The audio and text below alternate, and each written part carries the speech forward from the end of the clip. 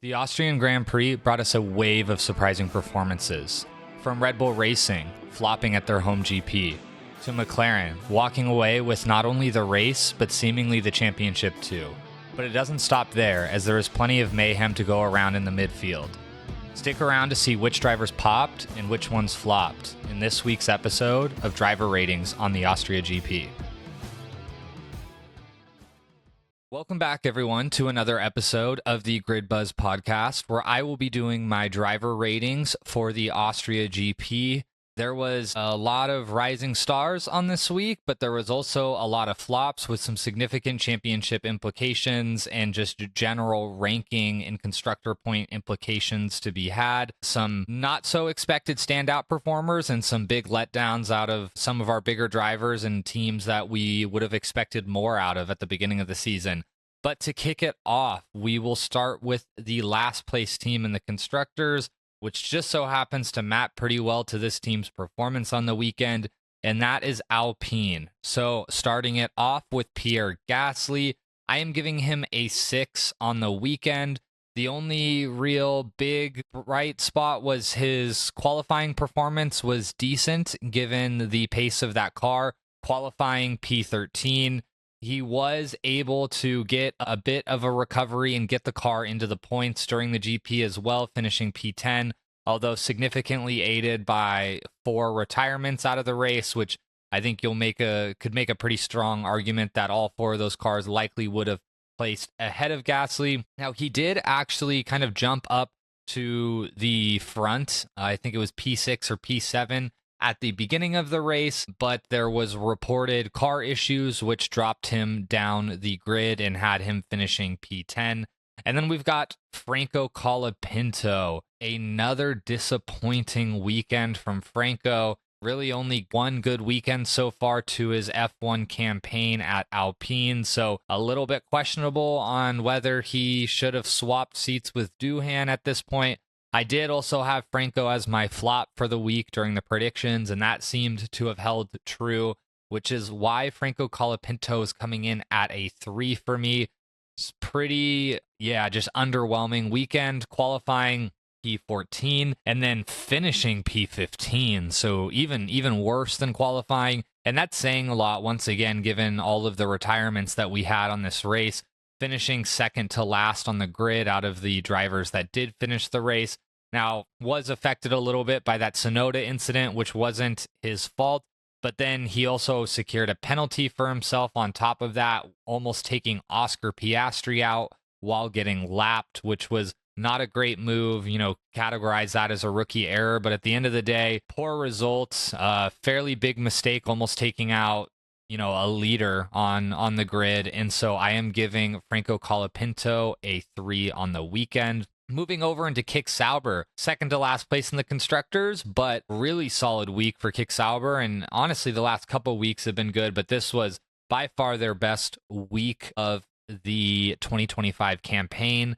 Starting out with Nico Hülkenberg, who originally looked like it was going to be a pretty lackluster weekend, qualifying P20. He had a significant lockup during his qualifying lap, which set him back. Would have been super interesting, given his race pace, to see what he could have done in qualifying had that not happened. Nico Hülkenberg, typically what we would consider a qualifying specialist. I wouldn't say that he's done as well in qualifying this year as we're used to, but I would also say that a lot of times his race pace has not been as great in past years. He seems to maybe not be as good on tire management in my opinion, but really good string of races, 3 weekends or GPs in a row where he has finished in the points, finishing in the points again this weekend from P9 on a huge recovery drive from P20.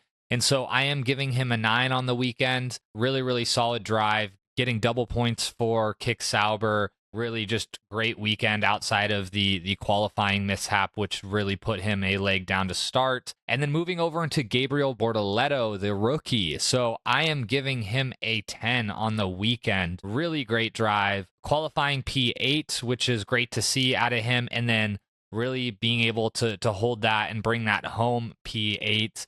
He could have, he should have at least gotten P7, to be honest. Maybe he had a little bit even more pace to go fight for a P6, but Really should have been able to get P7 if it just wasn't for the fact that Fernando Alonso was the driver in front of him and was able to really effectively defend against Bortoleto. Can't really blame the rookie for that. Alonso playing some DRS detection tricks to get one back on Bortoleto and just running out of laps. I saw a post or a message that said that Kick Sauber actually asked to not be lapped by McLaren so that they didn't go a lap down on the last lap so that they could finish the race out and hopefully have enough time to overtake Alonso. I think if they would have had another lap, they might have had a decent shot, but obviously that didn't pan out. They did get lapped, and it's, a little bit what could have been for Bortoleto, but overall, really, really solid weekend, I think, for him. I'm giving him a 10, first points of his F1 career, so really solid weekend, which segments into our next team, Aston Martin, and we will kick it off with Fernando Alonso. So I'm giving him a 9 on the weekend. I think he's consistently outperforming that car. I don't know that car is actually faster than a lot of the cars right now that he is consistently placing ahead of. He qualified 11th, just narrowly missing out on Q3. And then he was able to do a pretty crafty one-stop strategy and on very old tires, able to fend off Bortoleto long enough to bring home a P7 finish, who was on a lot fresher tires. So I think Alonso's experience really showed through here. And so I'm giving him a solid 9 on the weekend, which brings us over into his teammate Lance Stroll. A bit different of a result for Lance Stroll, which is why I am giving him a 4 on the weekend. So pretty disappointing race weekend from Lance Stroll, starting P16, finishing P14, having a pretty anonymous race for the most part. He did mention that the car didn't seem to be alive this weekend in the warmer weather, that he described it as dead and not having any grip. And so it is a little bit hard to tell how much of this is Lance Stroll and how much of this is the car. And once again, on the flip side, on the other side of the garage, how much is this Fernando Alonso overperforming the car? It's really hard to get kind of a pulse check on where this car is because of the two different drivers in the seat and, to be honest, the perception of their skill sets. But yeah, overall, just pretty inconsistent performance.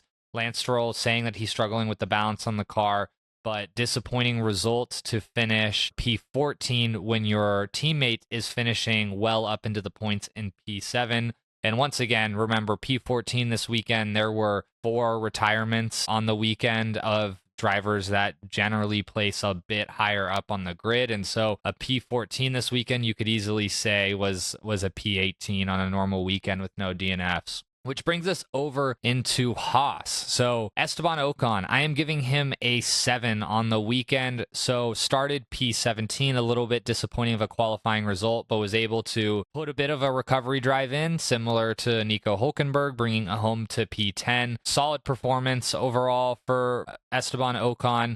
Nothing, I would say, too exciting, but just was able to deliver a steady and solid pace during the GP. That Haas, a lot of comments that it's difficult to drive and inconsistent, which seems to be the case given their up and down performance GP over GP, which brings us into Ollie Behrman, who qualified 15th and finished just outside the points with a P11. So I am giving him a 6 on the weekend. Once again, I think a decent performance for the rookie, and given the inconsistency of that Haas car, it's a bit all over the place. But similar situation, a bit of an anonymous weekend, not a whole lot to comment on here, just kind of out on their own island, nothing too exciting out of Haas. Hopefully we see a bit of a turnaround. I would love to see Ollie Behrman with some points finishes. He's put in some decent drives over the year, and I feel like has gotten pretty unlucky at a lot of GPs. So hopefully that turns around a bit in Silverstone and we get to see a good finish out of the rookie. Similar to, Bortoleto has put in some decent drives the last couple weekends, but has also gotten unlucky and got a solid points finish, his first points finish of his F1 campaign. So hopefully we see a turn of luck for Ollie Behrman next weekend. which brings us over into the Racing Bulls. So Liam Lawson, absolutely fantastic drive. Once again, similar situation to Alonso, executing a pretty flawless one-stop strategy, starting P6, finishing P6, only finishing, I forget what it was, 6, 8 seconds. I think it was under 10 at least, 10 seconds off of Russell, which is pretty crazy to think that Russell, who just won the Canada GP, there's only been 3 drivers up until the Canada GP who has won a race this year. Russell made it the 4th, and then only finishing a few seconds off of him in the GP, I think really spoke to what a strong drive we saw out of Liam Lawson. Really good to see that. Obviously, he struggled a lot at the beginning of the year in the Red Bull Racing seat, struggled even when he got back into the Racing Bull car, and kind of looked like Red Bull had taken a pretty heavy hit on him, honestly, and there was a question whether he was going to be able to turn it back around, and I think this was the confidence boost that he needed, so hopefully we will see him return to his previous form and hold it, but really, really solid performance for Liam Lawson, which brings us into Isaac Hadjar, who's had a couple rough weekends in a row, qualifying P13, finishing P12. Hadjar has been quite a bit of a qualifying specialist up until the last couple of GPs, hasn't looked as strong, so I don't really know what's going on there. From a GP perspective, it looked like he might have been able to finish in the points, but he did report that he had an issue with the car at the end of the race. I think it was like the last 15 laps where he was saying he was losing a second a lap due to reported floor damage, which wrecked his race a little bit. So hard to fully judge him if that is true that he was losing a second a lap, but I'm giving Hadjar a 6 on the weekend. So moving over into Williams, this is one of those teams where was supposed to be the best of the rest and has had a brutal, honestly, couple GPs, last 3 GPs for sure. So starting out with Alex Albon, qualifying P12 and then not finishing the race. Albon looked like he had some decent pace, though. He made up some positions at the beginning of the GP. He had a fast start. He had a clean overtake on Gasly. He looked like he was probably on track to finish maybe in the P6, P7 area, but we will never know because he had some mechanical issues. I think his car was overheating again, which seems to be a similar problem that he's had a couple times recently. So I believe this is Alex Albon's 3rd DNF in a row. So super brutal string of luck for Alex Albon. It's hard to rate him on the weekend because of that, but that's why I'm giving him a bit of like a de facto 5. Moving over to Carlos Sainz, same thing, more mechanical issues, not even able to start the race because his brakes were seized up, and then when he was finally able to get that car moving, they overheated, and then there was the clips of his car on fire in the pit lane after kind of running a lap with seized up brakes. I am giving him a 3 on the weekend. It is once again a little bit hard to judge him because he didn't even start the race, let alone not finish it. He got a DNS, but I'm giving him a 3 because of his terrible qualifying P19. Really bad. I mean, obviously, he did report that he thought there was something wrong with the car. He said that it was undrivable. I did watch the onboard, and you could see that he was fighting with that car a lot.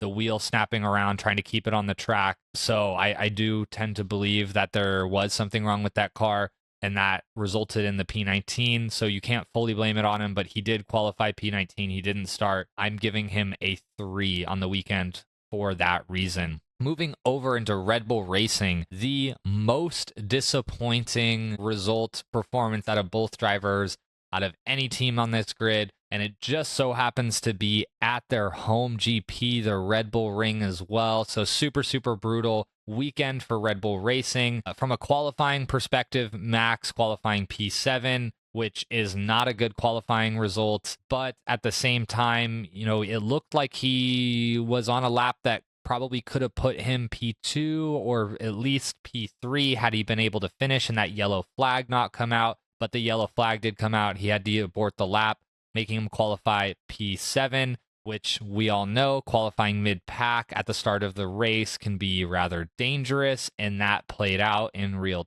time as we saw Kimi Antonelli get caught out under the brakes and ends up locking up and dive bombing into the side of Max Verstappen. So he DNF'd out of the race on lap 1. Another one that is going to be hard to rate because of his mishap in qualifying. That wasn't really his fault. And then getting taken out of the race, which wasn't his fault, which is why I'm going with a de facto 5 for him as well, similar to Alex Albon. Which moves us over into Yuki Tsunoda, though. You know, the only driver that could have brought something home. This was a painful weekend for Yuki Tsunoda. It seems like he's been on a downward spiral since Japan. You could see his post-race press conference interviews. It looked like he was about to cry. Like, it looked like he was really down on himself.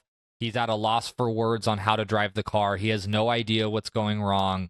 He doesn't know how to fix it. I'm sure he's probably worried that this is going to ruin his chances at a future seat for next year and future years. So I really feel bad for Yuki Tsunoda, but he did qualify P18. He did finish P16, and he also made some not great moves and mistakes during the GP itself, ending up kind of swinging a little bit wide into Franco Colapinto, causing him to spin. So while the car performance and everything might not totally be on him, making a mistake like that is on him, and maybe that was a little bit of him being frustrated and overly ambitious, being in the back and trying to get an overtake. I don't really know, but I am giving Yuki Tsunoda a 2 on the weekend. I think it was a really terrible performance at their home GP. Super unfortunate, and I hope that turns around. Which brings us into, honestly, another upsetting performance from a constructor perspective, which is Mercedes. So kicking it off with George Russell, qualifying P5, finishing P5. Not a terrible performance. I mean, top 5 finish, but taking everything into account, just coming off of the Canada GP, where like I mentioned, the only driver to win a race outside of the McLarens and Max Verstappen, and then ending up in like essentially no man's land during this race. Like, he was 30 seconds off the Ferraris. He was only a few seconds ahead of a racing bull, Liam Lawson. Definitely not the performance that you would want to see out of Mercedes and George Russell on the back of a double podium weekend. Pretty tough, but you know, I am giving him a 6 on the weekend. I could, honestly maybe give George a 7. I might be being overly harsh because of the performance he put in Canada and seemingly this very anonymous out on his own island performance that happened this weekend, but I am rolling with a 6 for George Russell, which brings me over into Kimi Antonelli, who I am giving a 2 on the weekend. Similar to George Russell, coming off of his first podium of a Grand Prix and qualifying P9, which is not great. I mean, once again, the track was a little bit warmer. It seems like Mercedes' boost in performance at Canada wasn't because of the upgrades. It was because of the colder temperatures. But that you got to imagine that car had more potential than P9, so qualifying wasn't great. And then on top of that, making that mistake in lap 1 of the GP and taking someone else out. Overall, just not a great weekend for Kimi, which is why I'm giving him a 2. Which brings us over into Ferrari, who I think was a pretty good winner on this weekend, not just because of their finishing place, but it does seem like their upgrades have brought some performance to the car. And starting out with Charles Leclerc. So qualifying P2 and finishing P3. I was really hoping he's going to be able to hold that P2, but looking at the McLaren pace throughout the race, there was just no way. They were on, an island, a race of their own. But Charles Leclerc putting in a really solid drive, solid qualifying performance, even though he was half a second off of Lando, which is pretty insane, but significantly outpacing his teammate Lewis Hamilton and bringing it home for a Ferrari podium, which we will take a Ferrari podium anytime we can get them nowadays. So Charles Leclerc with a 9 on the weekend.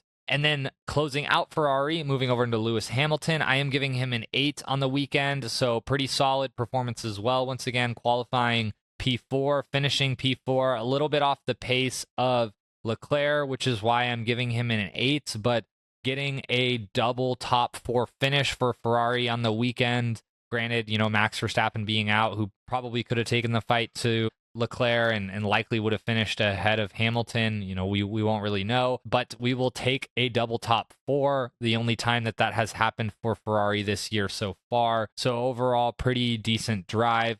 Hamilton also wanted that one-stop strategy, which Ferrari didn't give him. So it would have been interesting to see that play out. And could he have fought for P3? We won't really know. He did say that he felt really good on the tires before they pitted him. He was pretty frustrated about that on the radio, and I think he was frustrated about it after the race as well. So maybe a little bit more potential in Hamilton this weekend. We won't really know, but solid performance, and we will take that as a Ferrari fan myself, which moves over into our last constructor and closing out the episode. We've got McLaren. What a weekend for McLaren. They honestly just embarrassed every other team on the grid at a circuit like the Red Bull Ring, which is one of the shortest circuits of the year and has one of the least corners. You would think it would be one of the tightest pole margins of the year, in a year where we're seeing pole decided by hundreds, by thousands. And Lando goes in and puts in a half-second gap margin to P2. Absolutely insane. Now, granted, yes, like Oscar's lap did get ruined, Max's lap did get ruined, but overall, really, really solid qualifying performance from Lando and really good race execution overall as well. He had to fight off Oscar Piastri, who was putting a lot of pressure under him for the first stint on the medium tires. Lando was making comments that the DRS was worth a lot here, 6/7/10, and was able to hold off Oscar even in light of that. And then during the hard tire stint, really seemed to kind of open things up, and Oscar didn't seem like a threat during the hard tire stint. Then during the medium tire stint, it did seem like Oscar gained some pace back, but Lando was able to hold a couple second lead. And so overall, not making any mistakes, which has been a bit of a characteristic of Lando this year and last year. And so I am giving Lando a solid 10 out of 10 on the weekend, which brings us over into Oscar Piastri, who I am giving a 9 on the weekend. I think this was honestly a really good weekend out of Oscar as well. I don't think he had the qualifying pace to beat Lando. Maybe he did. There was a chance had that yellow flag not come out and disrupted his lap. But Lando looked really fast on one lap pace throughout the whole weekend. I think it would have been hard. Oscar would have at least probably put it P2, and had he been P2, would he been able to fight for the lead into turn 1? Because Oscar typically has good race starts and Lando's aren't as solid. Maybe, so put him a little bit down, but overall still really solid, good performance on the weekend, challenging Lando. I was surprised at how long he was able to follow that close behind Lando at the beginning of the GP without burning up his tires. We know that these cars don't do well in dirty air, and he was able to bring the fight for multiple laps to Lando. They kept it clean. It was good. Oscar almost did have that mistake where he put it into the side of Lando, but they were able to keep it clean. They didn't crash into each other. Really solid weekend out of both drivers, but I think a solid weekend out of Oscar Piastri as well, which is why I'm giving him a 9 on the weekend. And that closes out my driver's ratings for the Austria GP. So stay tuned later this week as I do my race predictions for Silverstone and all of my other Silverstone related weekend episodes. So if you enjoyed this episode, give it a like, give my channel a subscribe, and stay tuned for more episodes dropping this week. See you all later.